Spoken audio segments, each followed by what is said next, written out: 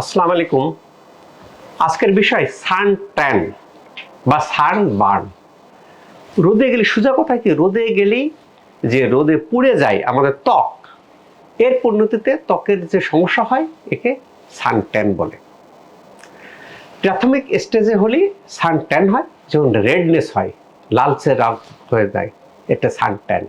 যেমন একটু ডিপ হয়, ব্লিস্টার হয়, ইনফেকশন হয়, সেটা সান বার্ন। অর্থাৎ সূর্যের আলোতে বার্ন হয়ে যায় ত্বক, সেটা সান বার্ন। আর সান ট্যান হলো আমি সূর্যের আলোতে গেছি, আমি নিই নাই, সানস্ক্রিন নিই নাই, তাহলে কি হয়, সূর্যের আলোতে যদি দীর্ঘক্ষণ থাকি তাহলে সান ট্যান হয়।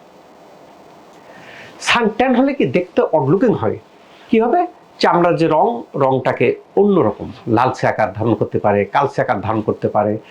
বাংলায় তোর চেহারাটা হনুমানের মতো হয়ে গেল কেন, এরকম কিছু বোঝায়। তো এর হাত থেকে আমরা কিভাবে রক্ষা পেব?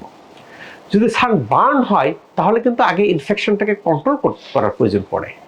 সান বার্নটা হলো ডিপ অর্থাৎ গ্রেভিয়াস, সানট্যানটা হলো প্রাথমিক স্টেজ। সানট্যান হলে ত্বকের যে কারণে সানট্যান হয় সে কারণটাকে যদি আমরা দূরে সরাই দিই, পাশাপাশি কিছু ট্রিটমেন্ট নেই, কেমিক্যাল পিল, লেজার অনেক রকম লেজার আছে, এগুলো নিলে সানট্যান মুখ থেকে সরে যায়। শুরু করাতে শরীর ত্বক গ্লো করে, কিন্তু সানট্যান করলে কিন্তু আমাদের মুখটা আগলি দেখা যায়, দেখতে মনে হয় এজেড, বয়স অনেক বেশি এরকম মনে হয়। সেখান থেকে আমি কিভাবে রক্ষা পাবো?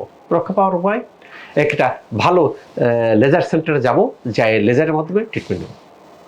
শশী লেজারের অবস্থা এরকম হয়ে দাঁড়াইছে, বিভিন্ন জায়গায় যায়, বিভিন্ন জন যে ট্রিটমেন্ট নিচ্ছেন, ট্রিটমেন্টে কাঙ্ক্ষিত ফলাফল হচ্ছে না, না হতে বা সাইড ইফেক্ট করে ফেলতেছে, লেজারেও মুখ পুড়িয়ে ফেলতেছে, তারাই শশীতে আসতেছেন, আসে ভালো হয়ে যাচ্ছে।